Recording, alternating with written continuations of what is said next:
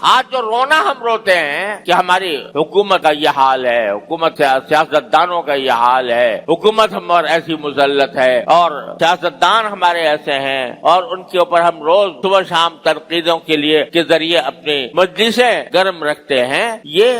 سلسلہ کیوں ہے؟ کچھ دشمنی ہے اللہ تعالیٰ کو تم سے؟ اللہ تعالیٰ نے دشمنی کر رکھی ہے تم سے کہ تمہارے مفاد کے خلاف تم پر حکمران مسلط ہو جاتے ہیں؟ یہ اس لیے ہے کہ وَلْيَسْتَجِيبُوا لِي کے اندر جو مطالبہ تھا تم سے، تم نے وہ مطالبہ پورا نہیں کیا۔ تم حکومت کو تو تنقید کرتے ہو، لیکن ذرا اپنے بھی گریبان میں منہ ڈال کر دیکھ لو کہ اگر کسی ناجائز طریقے سے تمہارے پاس پیسے آ رہے ہوں تو غریبان منہ ڈال کر دیکھو کہ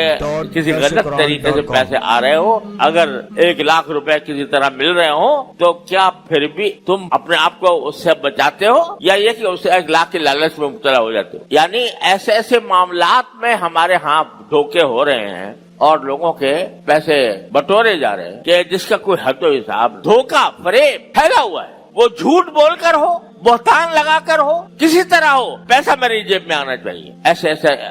لوگ اقدامات کرتے ہیں۔ تو جب تمہارا یہ حال ہے کہ تم پیسے کے پوت بنے ہوئے ہو، پیسہ ہی تمہارا خدا ہے، پیسہ ہی تمہارا معبود ہے، پھر کیا کہتے ہو کہ میرے اوپر حکمران مسلط ہیں، وہ کرپٹ حکمران ہیں اور کرپٹ سیاستدان ہیں، اور یہ ان کی تو مذمت کرتے ہو؟ تو کیا حق پہنچتا ہے تمہیں جب تم نے اپنے کرتوت درست نہیں کر رکھے؟ سوشل میڈیا پر سب سے قدیم اور سب سے ریلائبل برانڈ درسقرآن.com